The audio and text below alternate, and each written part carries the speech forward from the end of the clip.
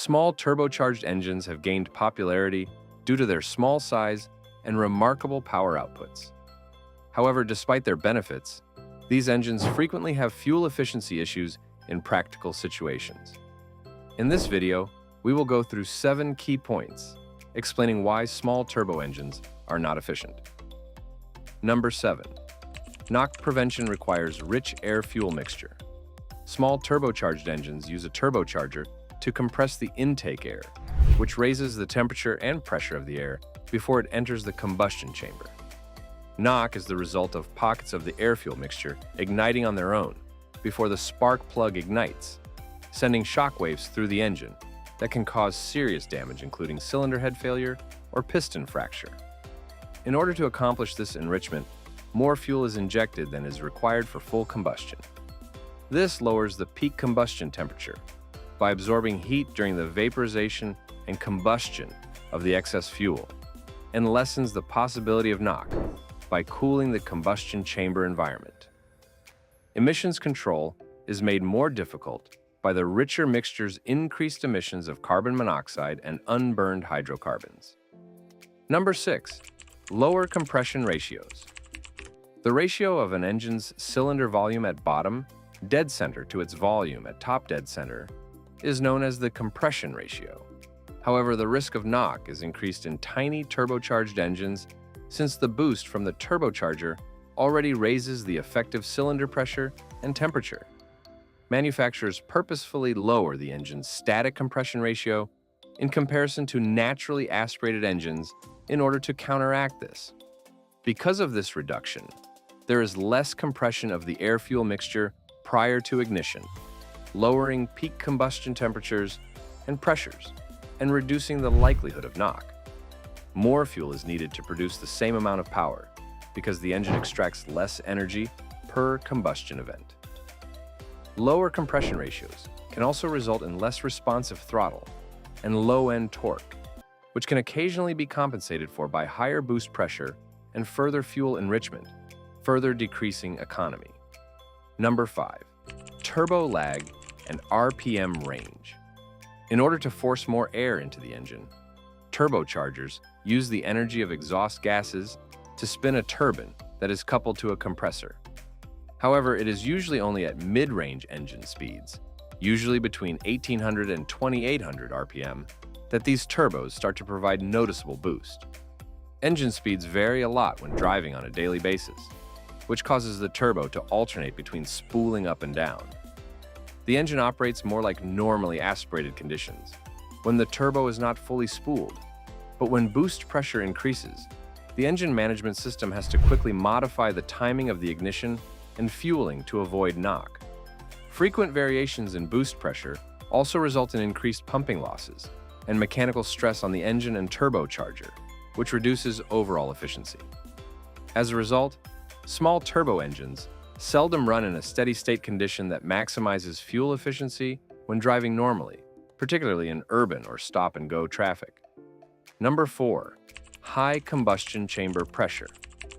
The basic idea of turbocharging is to make the intake air denser so that more oxygen molecules may enter the combustion chamber and burn more fuel, producing greater power. In contrast to natively aspirated engines, this increase in intake air density leads to noticeably greater combustion chamber pressures during the compression and combustion strokes. The risk of knock is increased by high cylinder pressures because they raise the temperature of the air-fuel mixture. Number 3. Engine management strategies.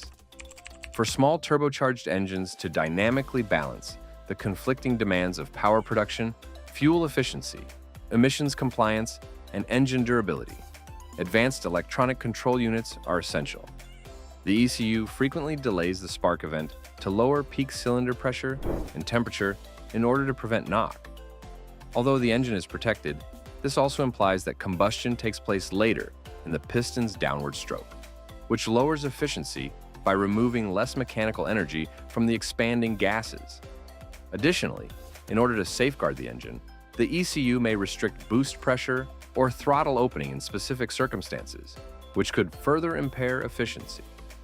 Although these intricate management schemes are necessary for engine longevity, they naturally result in smaller turbo engines, using less fuel, particularly when driving aggressively or under heavy loads.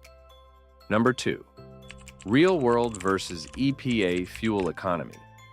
Small turbocharged engines' official fuel efficiency numbers are based on standardized test cycles, like the EPA's FTP 75 or WLTP, which replicate typical driving situations in controlled settings. The engine management system must enrich the air-fuel mixture and delay ignition timing to prevent knock and overheating, since small turbo engines often operate under higher load and boost demands in real-world scenarios. These effects are made worse by drivers who drive in mountainous terrain or who utilize strong throttle inputs. Because of this, many owners of small turbo engines report fuel economy that is far lower than what is stated, which leaves customers unhappy and raises concerns about the practical advantages of downsized, turbocharged powertrains.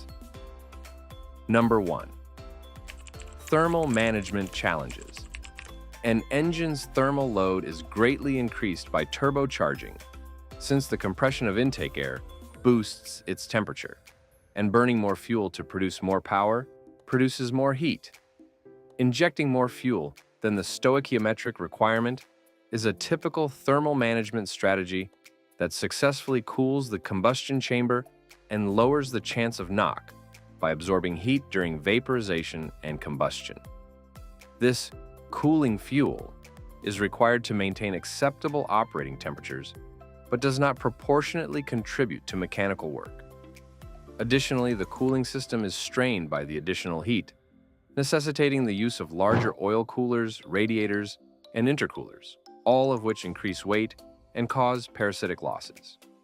The intricacy of controlling these thermal dynamics makes it difficult to optimize the engine for both efficiency and performance at the same time, frequently resulting in trade-offs that lower tiny turbocharged engines' total fuel economy.